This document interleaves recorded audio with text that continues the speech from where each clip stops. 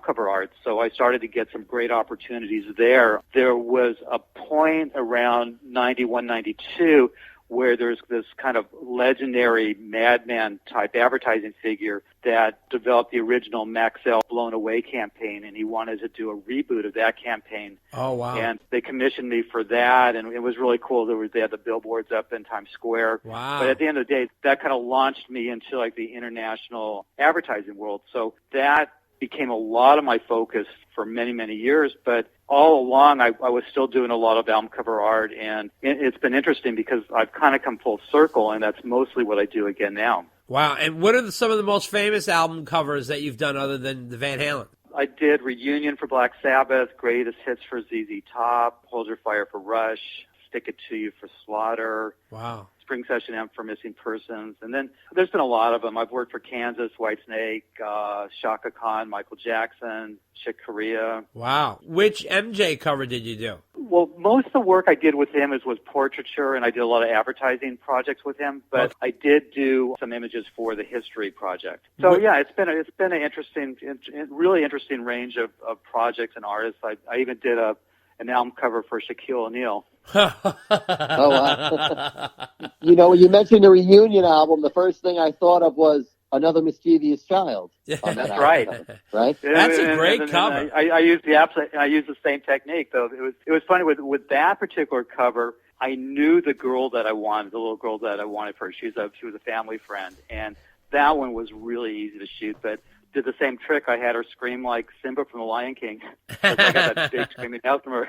If it ain't broken, don't fix it. Yeah, I was going to say. Exactly. Do you own the rights to the album covers, or does the record company own those? In most cases, I maintain the ownership of the art. What I've typically done with, in fact, all but one project is that I've licensed the work to the record company. So the artwork itself that I've created, I technically own the copyrights too. Now, for Unlawful Carnal Knowledge, I remember, didn't they alter the lettering on the bottom for a second pressing or something? Because I have the first pressing of the CD, and it looks different from the one they sell now. You know what I'm saying? You know, I don't know. I haven't seen it. Yeah, I have no idea. Yeah, Well, I think wasn't the first pressing embossed, you know, like it felt like, like a leather cover. Yes. And then after that, they didn't do that anymore? Right. For some reason, if you buy one today, it looks like computer lettering layered on top of the photo, because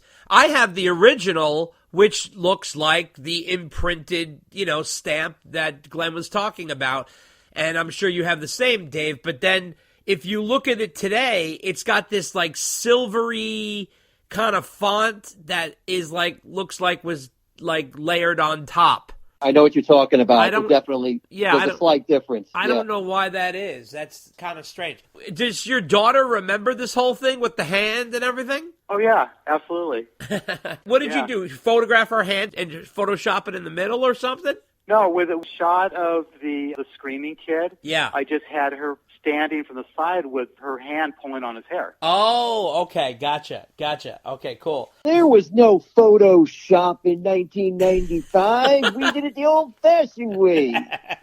Well, actually there was Photoshop back then. Yeah. But, there was? Photoshop actually appeared, I think, about 89 or 90.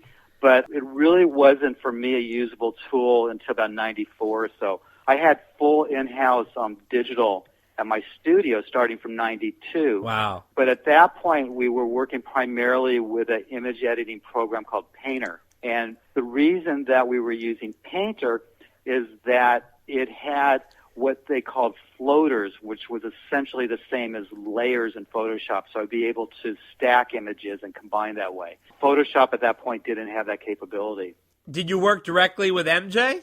Yeah, I worked with him. I did work directly with him. Because he's very involved with the whole creative visual of everything. So was he very specific like Alex? He was specific about certain things. The biggest project, I should say, that I worked on with him was a campaign for Yamaha. And we did two very involved posters, one for their audio equipment and the other one for their professional gear. So those layouts were pretty much predetermined ahead of time. So, Michael was there with his brothers for that particular shoot. But that was my first introduction to Michael. And then at that point he had asked me to do portraits with him, and it was interesting when I did the first portraits of Michael. He did specifically say that he'd like to be shot from a certain angle, and that was the first time I think an artist had ever said that to me. What was the angle? Higher angle, just a higher, which is typical. It tends to be more flattering on people to shoot slightly down on them. But Michael knew that angle was on him, and he actually requested that. Now, did you do any of the inner artwork for the album? For Balance? Yeah. No, I didn't. They actually asked me to do the portrait session with the band, which I would have loved to have done because I've never shot the band. Right. But I had booked a family trip to Hawaii over the week that they had wanted to shoot, so I wasn't available. I believe it was Randy St. Nicholas did that portrait session with him. Did you do the cover for the live album too? No, I didn't. Okay. All right, cool. Sometimes they pick up artwork and use it, but I don't know if I've seen the cover to the live album, so I don't think so. Yeah, it's a cover that has two houses, and one is completely destroyed, and the other one is intact, and the one intact has a Jesus statue on the front lawn. It's sort of a thinky sort of. Oh, I know. Yeah. I know that one. No, I had nothing to do with that. Okay. All right. Cool. Excellent. Yeah. Did you ever try and work with the band again after Balance?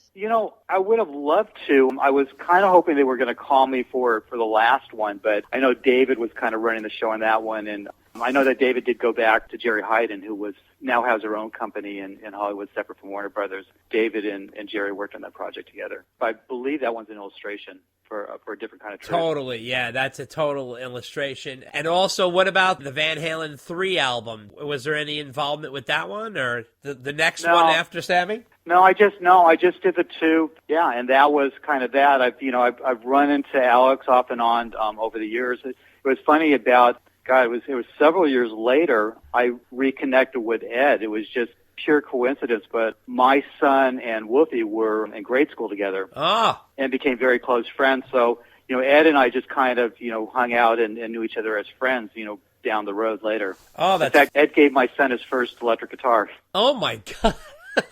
That's awesome.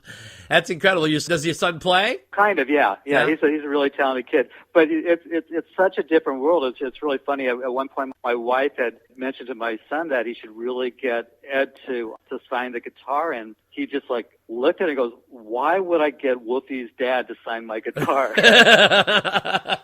It's all perspective. It is all perspective. Yeah. Whoa! How about that for rock video music fans? Live all day, all night.